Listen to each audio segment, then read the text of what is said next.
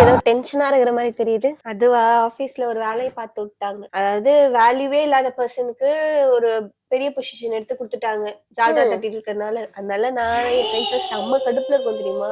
ஓ, ஆபீஸ்ல தான் இப்படி நடக்குதுன்னு பார்த்தா நாட்டுல இப்படிதான் நடக்குது. நாட்டுல இப்படி நடக்குது. யார சொல்ற? என்ன நடந்துச்சு?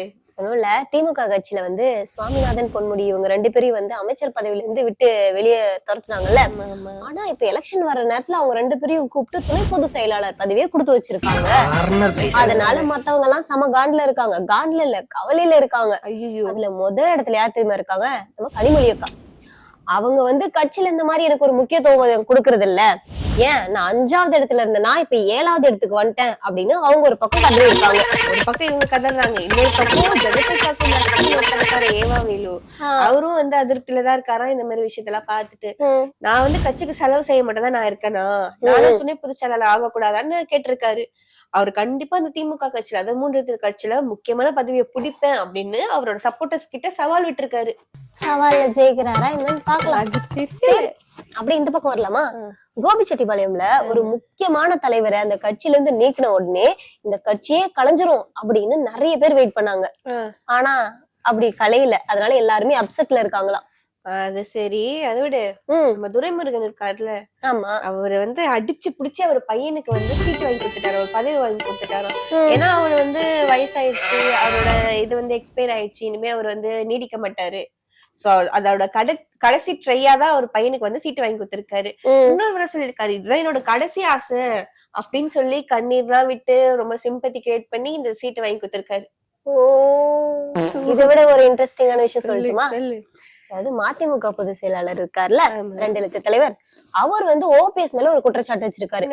என்னன்னா வந்து 2011 தேர்தல் அப்போ சட்டமன்ற தேர்தல்ல எங்களுக்கு 15 தொகுதியும் ஒரு மாநில தொகுதியும் எங்களுக்கு வந்து கிடைச்சிருக்கணும், வர வேண்டியதா இருந்துச்சு, அதை கெடுத்ததே ஓபிஎஸ் தான் அப்படின்னு அவர் வந்து ஒரு கோரிக்கை வச்சிருக்காரு. அட பாவீங்களா, ஆல்ரெடி ஓபிஎஸ் அவர்கள் ஏகப்பட்ட பிரச்சனைல இருக்காரு.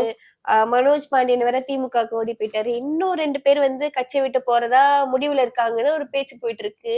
பாவம் மனுஷன் எத்தனை பிரச்சனைதான் ஒத்த ஆளா வந்து ஃபேஸ் பண்ணிட்டு இருக்காரு. பாவம்டா. அது மட்டுமா, அவர் இன்னும் என்ன சொல்லிருக்காருன்னா, ஓபிஎஸ் வந்து அப்போ பண்ண தப்புக்குதான் இப்ப எல்லாம் இப்படி அனுபவிக்கிறாரு அப்படின்னு சொல்லியிருக்காரு. சரி சரி விடு. சரி, இந்த மாம்பழ கட்சியில என்ன நடக்குது தெரியுமா? தெரியாது.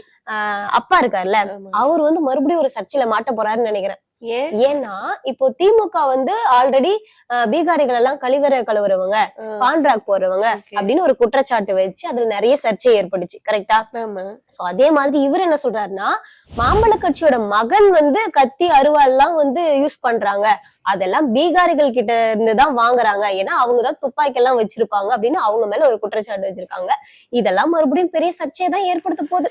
இருக்கிற பிரச்சனை ஆல்ரெடி ஏகப்பட்ட பிரச்சனை போயிட்டு இருக்கு, இது இந்த பிரச்சனை வேறையா?